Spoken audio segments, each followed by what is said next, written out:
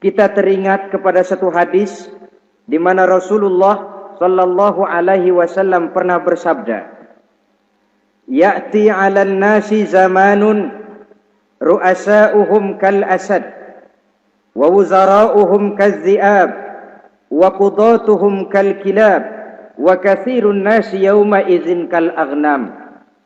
Pada satu saat, kata Nabi, akan datang di tengah masyarakat manusia di mana pada masa itu muncul pemimpin-pemimpin yang bertingkah laku seperti singa. Ru'asa'uhum kal asad. Pemimpin-pemimpin mereka bertingkah laku seperti singa. Saudara kenal singa? Saudara boleh periksa. Di mana ada hutan, singa selalu menjadi raja. Padahal hutan belum pernah bikin pemilihan umum. Tapi yang namanya singa tidak pernah peduli. Ada pemilihan umum atau tidak, raja hutan tetap singa. Kenapa? Karena singa menjadi raja di hutan bukan berdasarkan kebenaran, tapi karena kekuatan. Karena kuat, maka dia naik jadi raja. Soal benar atau tidak, soal lain. Maka sebagai akibatnya, setelah si singa ini naik menjadi raja hutan, dia bukan melindungi rakyatnya, malah makanin rakyatnya. Coba saudara lihat di hutan. Kambing rakyat hutan dimakan oleh singa. Ayam rakyat hutan dimakan oleh singa. Sapi rakyat hutan dimakan oleh singa. Inilah akibatnya karena singa naik berdasarkan kekuatan. Setelah naik bukan melindungi rakyatnya, malah makanin rakyatnya. Mental semacam inilah yang dimiliki oleh Raja Namrus laknatullah alaih. Cuma karena rasa ketakutan akan datang orang yang akan menumbangkan kekuasaannya, maka seluruh bayi laki-laki harus dibunuh tanpa dosa apapun. Itu akan datang di tengah masyarakat manusia, muncul pemimpin-pemimpin yang mentalnya seperti singa. Lah kalau yang jadi pemimpin sudah seperti singa, wa wuzara'uhum kaz-zi'ab. Yang jadi wazir, yang jadi menteri, kata Nabi, lagunya seperti serigala. Nyetel ini. Kalau sudah pemimpin seperti singa, yang jadi menteri seperti serigala. Apa serigala itu?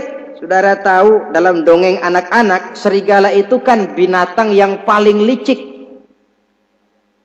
Untuk terang-terangan dia tidak berani karena tidak punya kekuatan seperti sang singa. Maka dia pakai ilmu kelicikannya. Serigala itu kalau ingin makan daging ayam, pakai bulu ayam. Kalau kepengen makan daging kambing, pakai bulu kambing. Pendeknya, serigala binatang yang menghalalkan segala macam cara asal tujuan tercapai. Itulah serigala, lambang dari sifat kelicikan. Lempar batu, sembunyi tangan. Pengen makan daging ayam, pakai bulu ayam, nyaruh jadi ayam. Pengen makan daging kambing, pakai bulu kambing, nyaruh jadi kambing. Ini akibat dari yang pertama tadi. Pemimpin seperti singa, lalu menteri pun seperti serigala. Efeknya kemudian yang segera menyusul apa? Wa qudatuhum kal kilab. Kalau pemimpin sudah seperti singa, menteri sudah seperti serigala, wa qudatuhum kal kilab, akan muncullah para penegak hukum yang mentalnya seperti anjing. Inna lillahi wa inna ilaihi raji'un. Penegak hukum yang mentalnya seperti anjing itu. Anjing, saudara lihat, anjing akan setia kepada siapa saja yang memberinya daging. Kalau dia disuruh jaga rumah, dia tidak bisa membedakan mana yang maling, mana yang tamu. Biar yang datang tamu, kalau nggak bawa apa-apa, pasti digonggong. Biar yang datang maling, kalau bawa daging, anjing kalem.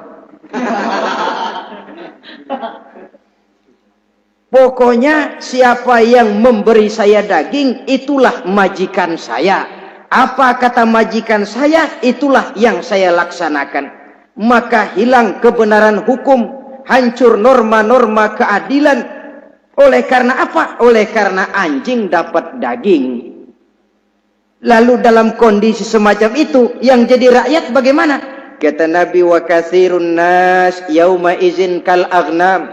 Adapun kebanyakan orang pada masa itu, lagunya sudah seperti kambing. Saudara, kambing itu binatang yang cuma menang groyokan dan tidak punya alternatif. Namanya kambing, digiring ke lapangan embe. Betul kan? Betul. Digiring ke kuali embe, dikasih makan rumput embe, sampai pun mau dipotong masih embe juga. Tidak punya pilihan lain si kambing ini, tidak punya alternatif lain. Kondisi semacam inilah yang terjadi di masa pemerintahan Raja Namruz laknatullah alaih.